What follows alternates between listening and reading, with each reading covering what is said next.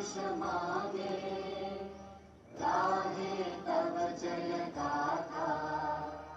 जन गण मंगलदायक जय हे भारत भाग्य विधाता।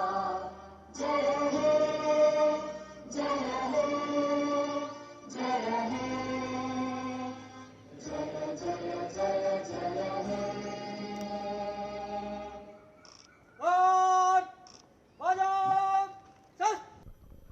देश के 77वें गणतंत्र दिवस के अवसर पर मैं उत्तर प्रदेश के सभी नागरिकों को हृदय से बधाई देता हूं।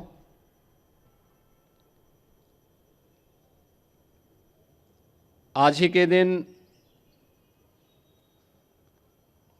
1950 में भारत का संविधान लागू हुआ था। 76 वर्ष की इस यात्रा में अनेक उतार चढ़ाव हमारे इस संविधान ने देखे हैं, लेकिन इस सब के बावजूद एक भारत श्रेष्ठ भारत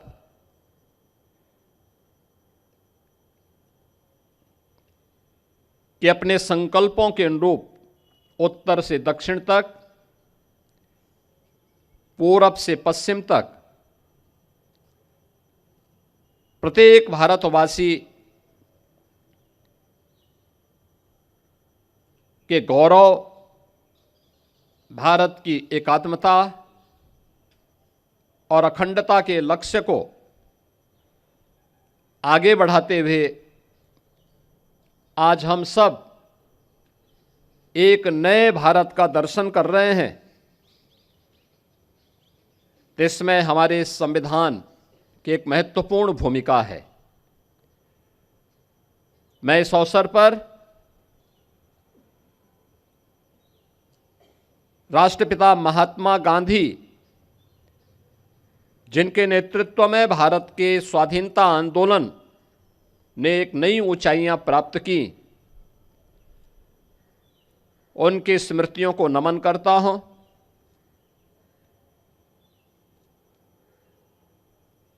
भारत के संविधान के सभा के अध्यक्ष, गणतंत्र भारत के प्रथम राष्ट्रपति डॉक्टर राजेंद्र प्रसाद जी, भारत के संविधान के शिल्पी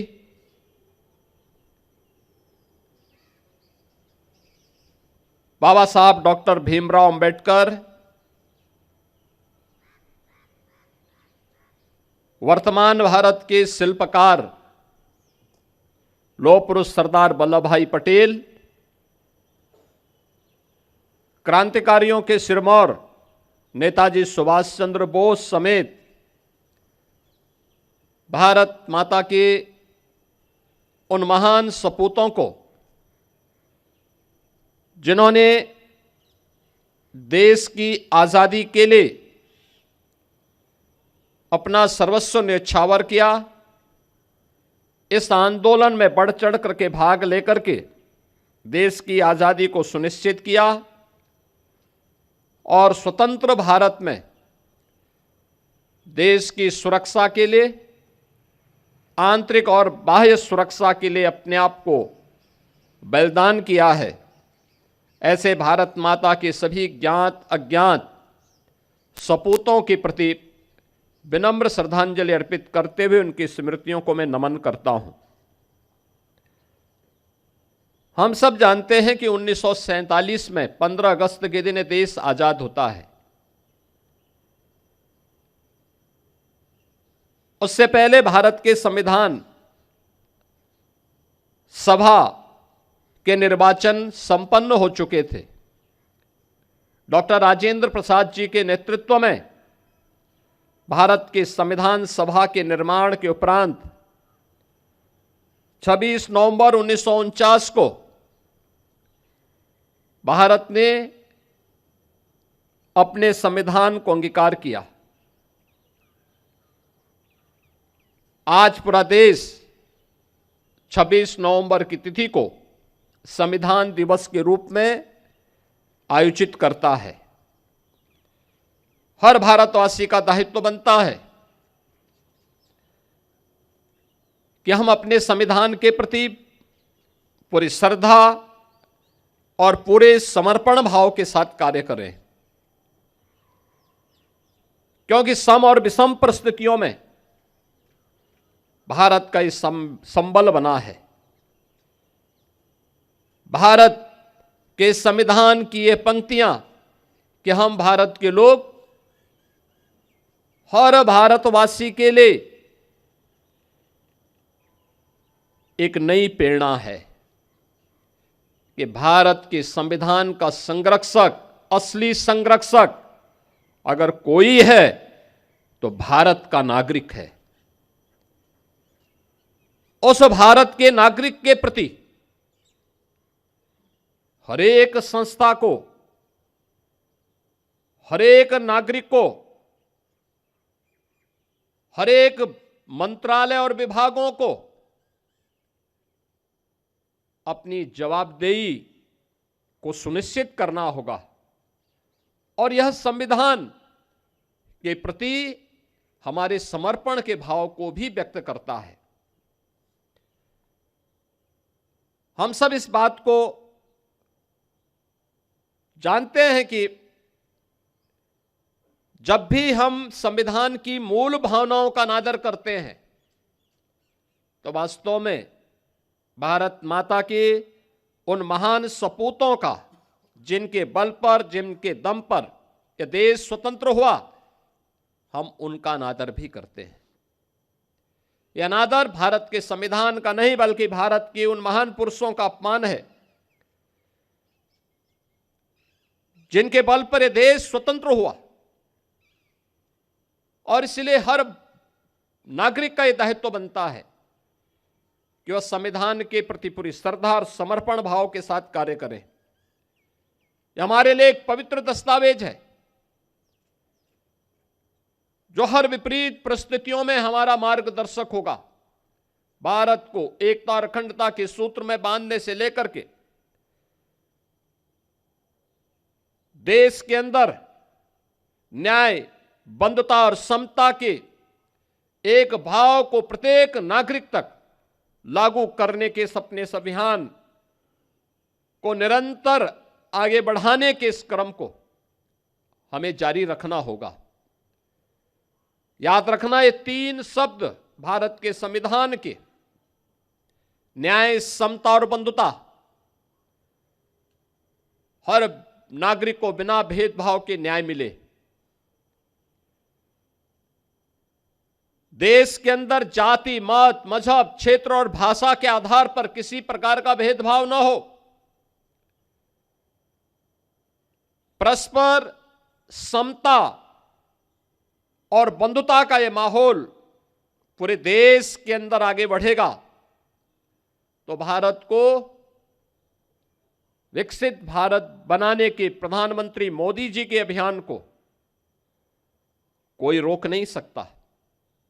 विकसित भारत की संकल्पना हर भारतवासी के लिए गौरव का क्षण होना चाहिए, क्योंकि यह क्षण केवल देश की आर्थिक समृद्धि का मात्र नहीं, हर नागरिक की खुशहाली का दिन होगा। हर एक नागरिक के जीवन में कई गुना समृद्धि का दिन होगा, लेकिन इसका रास्ता समाज के अंतिम पायदान पर बैठे हुए व्यक्ति से प्रारंभ होता है। हमारे गांवों से, हमारी गलियों से, समाज के अलग अलग क्षेत्रों के अंतिम पायदान पर बैठे हुए उन नागरिकों के माध्यम से यात्रा आगे बढ़नी चाहिए। हर एक स्तर पर आत्मनिर्भरता का यह भाव हमें आगे बढ़ाने के लिए सदैव उसके प्रति उस भाव के साथ आगे बढ़ना पड़ेगा। याद रखना, भारत के संविधान के शब्द जिनके बारे में प्रधानमंत्री जी बार बार कहते हैं कि इन 3 शब्दों ने भारत के संविधान को